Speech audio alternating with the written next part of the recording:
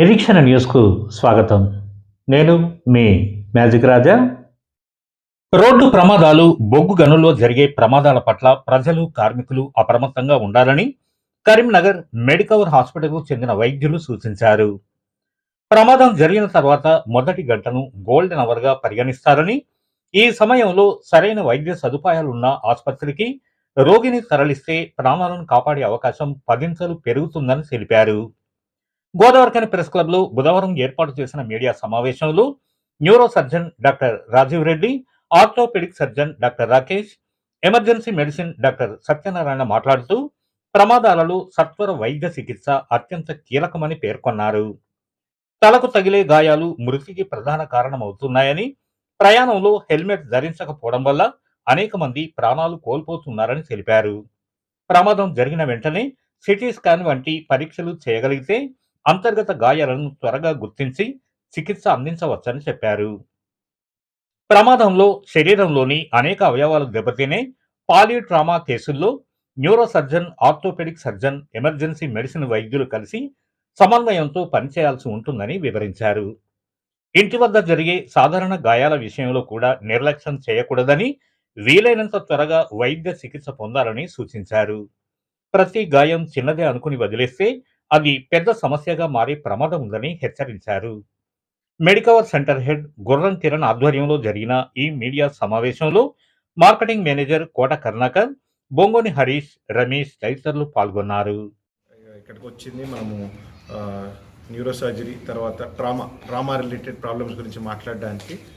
అయితే నేను ఒక న్యూరో సర్జన్ని, దాని గురించి నేను మాట్లాడతాను. అయితే మోస్ట్లీ ఏంటి అంటే మనకి ఆర్టీఎస్ ఉంటుంది. ఆర్టీఎస్ అంటే రోడ్ ట్రాఫిక్ యాక్సిడెంట్స్లో చాలామంది స్ప్రో కోల్పోయి అక్కడే పడి లేట్ ట్రీట్మెంట్ దొరకడం వల్ల చాలా మందికి ప్రాణాపాయం అనేది హాస్పిటల్ వచ్చిన తర్వాత కూడా వచ్చిన 1-2 అవర్స్లోనే డెత్ అనేది జరగడం జరుగుతుంది. సో దానికి ఏంటి అంటే మనం తొందరగా విదిన్ 1 అవర్ గోల్డెన్ అవర్ అని ఉంటుంది. సో ఈ గోల్డెన్ అవర్లో పేషెంట్ని తీసుకొచ్చి అంత ఇమ్మీడియట్గా ట్రీట్మెంట్ అనేది స్టార్ట్ చేస్తే పేషెంట్ బతికే ఛాన్సెస్ అనేవి చాలా వరకు అట్లీస్ట్ ఒక 10 టైమ్స్ పెరిగే సర్వైవల్ ఛాన్స్ అనేది పెరిగే అవకాశం ఉంటుంది.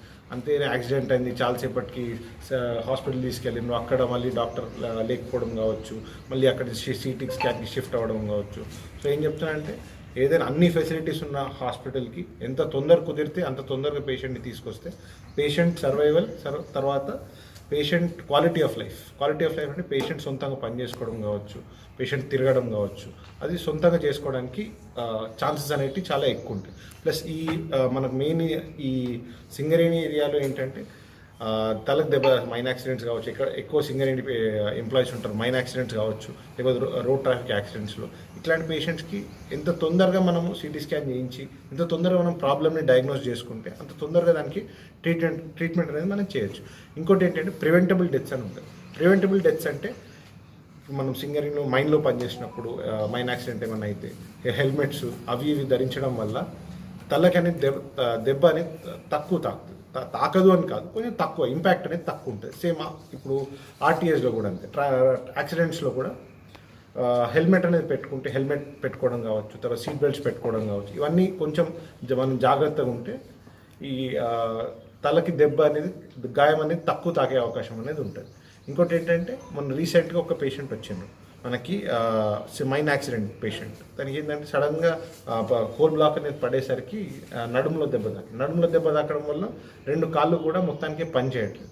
సో ఇట్లాంటి పేషెంట్స్ ఏంటంటే ఒక ఫస్ట్ 3-4 అవర్స్లో మనకి పేషెంట్ హాస్పిటల్ కన్నా రీచ్ అయితే ఇమీడియట్గా సర్జరీ చేస్తే స్టీరాయిడ్స్ పెట్టి కానీ చేస్తే ఏంటంటే ఇంప్రూవ్మెంట్ అనేది అదే ఒక్కసారి మన విండో పీరియడ్ అనేది ఒక రోజు అనేది గడిచిపోయింది అనుకోండి, కాళ్ళు ఇంకా కదలడం అనేది లేదు. అట్లాంటప్పుడు మళ్ళీ ఫ్యూచర్లో ప్రత్యేకంగా ట్రామా గురించి చెప్పాలంటే మా హాస్పిటల్స్ అన్ని రకాలుగా సర్జరీలు, ట్రామా రిలేటెడ్ సర్జరీస్ అన్నీ అవుతూ ఉంటాయి. మెయిన్గా ఫస్ట్గా నేను మాట్లాడబోయేది పాలిట్రామా అంటే మల్టిపుల్ ఏరియాలో ట్రామా జరగడం, అంటే హెడ్ టు టో వరకు ఏ ఆర్గన్స్ ఉన్నాయి. కొన్నిసార్లు చెస్ట్ ఇంజరీ ఉండొచ్చు, అబ్డామిన్ ఇంజరీ ఉండొచ్చు, ఇక కాళ్ళది చేతులది ఫ్రాక్చర్ అయ్యి ఉండొచ్చు, లేదంటే ఇక్కడ పెల్విస్ లోపల బ్లాడర్ ఇంజరీ. యాక్సిడెంట్ అయినప్పుడు మల్టిపుల్ ఇంజరీస్ అయ్యే ఛాన్సెస్ ఉంటాయి. సో అట్లాంటిది ఒక ఇంజరీ, ఒక పేషెంట్ తలకు దెబ్బ తగలడం కానీ ఇవన్నీ ఒకే పేషెంట్లో ఉండే అవకాశాలు కూడా ఉంటాయి. సో అట్లాంటి పాలిట్రామా పేషెంట్ని మనం మేనేజ్ చేయాలంటే టీమ్ ఒకటి ఉండాలి. ప్లస్ అది కాకుండా అన్ని రకాల స్పెషలిస్ట్ కావాలి. ఇప్పుడు అబ్డమిన్ ఏరియాకి అయితే గ్యాస్ట్రోఎంటరాలజిస్ట్ కావాలి, చెస్ట్కి అయితే పల్మనాలజిస్ట్ కావాలి, హెడ్కి అయితే న్యూరో సర్జన్ కావాలి, ఇక్కడ కాలు చేయికి ఇంకా తుంటి జాయింట్ దగ్గర ఫ్రాక్చర్స్కి ఏమో ఆర్థోపెడిషియన్ కావాలి. సో ఇలా మల్టిపల్ స్పెషల్, ఇంకా అది కాకుండా మేనేజ్ చేయడానికి మంచి క్రిటికల్ కేర్ టీం ఉండాలి. ప్లస్ అనస్థెటిస్ట్ సీనియర్ అనస్థెటిస్ట్ ఉండాలి. ఇట్లాంటి మంచి టీం ఉంటేనే మనం ఇవన్నీ డీల్ చేయగలుగుతాం.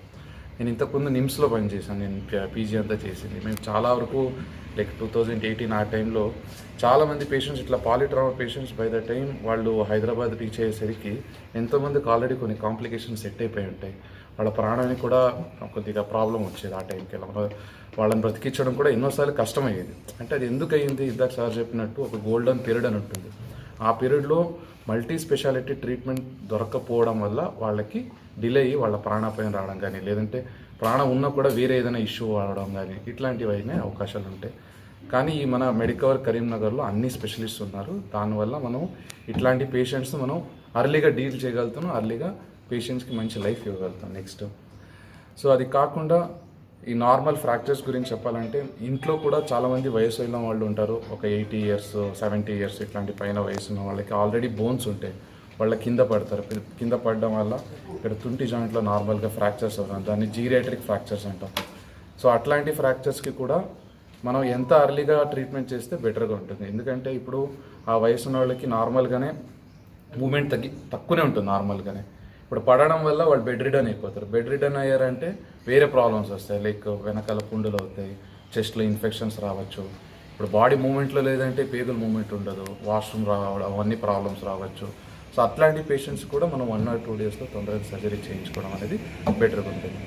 అది కాకుండా అన్ని ట్రామా కేసెస్ అంటే ఏ యాక్సిడెంట్స్ అయినా కూడా, చేతి ఫ్రాక్చర్స్ అయినా లేదంటే కాలుకి ఫ్రాక్చర్లు అయినా కూడా, ఇట్లాంటివి అన్ని ఫ్రాక్చర్స్ కూడా మనకి మెడికవర్ హాస్పిటల్లో అన్ని ఫెసిలిటీస్ అయితే.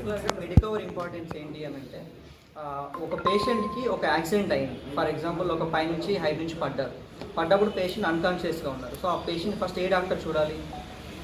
సో అట్లా న్యూరో సర్జన్ చూడాలి. కాకపోతే ఇంకా ఏం ప్రాబ్లమ్స్ ఉన్నాయి అనేది తెలియాలని అంటే ఒక ఎమర్జెన్సీ డాక్టర్ అవసరం పడతారు. నార్మల్గా డిఎంఓ డాక్టర్ ఉంటారు. ఆ డిఎంఓ డాక్టర్ చూడగలుగుతారు పేషెంట్. కాకపోతే ప్రాబ్లమ్స్ ఐడెంటిఫికేషన్ దాంతో పాటుగా సార్ చెప్పినట్టుగా గోల్డెన్ అవర్లో కావాల్సిన ట్రీట్మెంట్ చేసేది ఎమర్జెన్సీ డాక్టర్. ఫర్ ఎగ్జాంపుల్ ఇప్పుడు సార్ చెప్పినట్టుగా మల్టిపుల్ ప్రాబ్లమ్స్ ఉన్నప్పుడు పేషెంట్ బీపీ పడిపోతుంటుంది.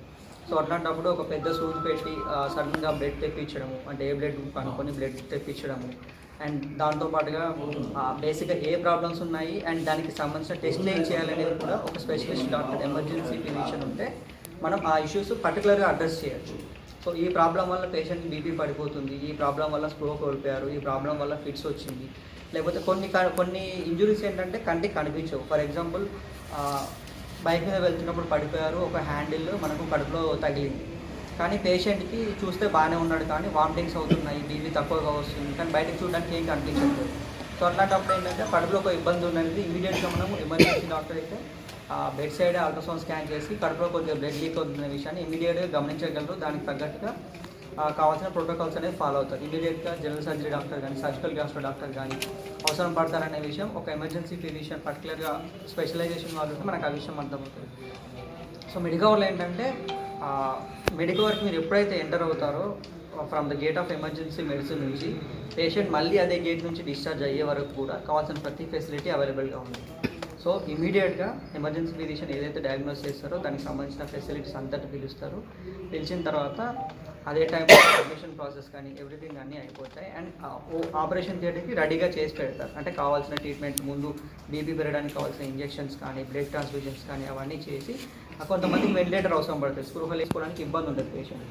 ఈ గ్యాప్లో కూడా పేషెంట్కి ఏమైనా ఇబ్బంది అవుతుంది, అంటే గోల్డెన్ అవర్ దాటిపోయే ఛాన్స్ ఉంటుంది కొన్నిసార్లు. అంటే బీపీ తక్కువగా ఉన్నప్పుడు కొన్నిసార్లు ఓటీకి తీసుకోలేకపోవడం. సో ఆ టైంలో కూడా పేషెంట్ రిసస్టేషన్ చేయగలిగే కెపాసిటీ ఉన్నది ఎమర్జెన్సీ ఫిజిషియన్. మన నిరీక్షణ న్యూస్ను వాచ్ చేయండి, లైక్ చేయండి, సబ్స్క్రైబ్ చేయండి, మీ మిత్రులకు షేర్ చేయండి.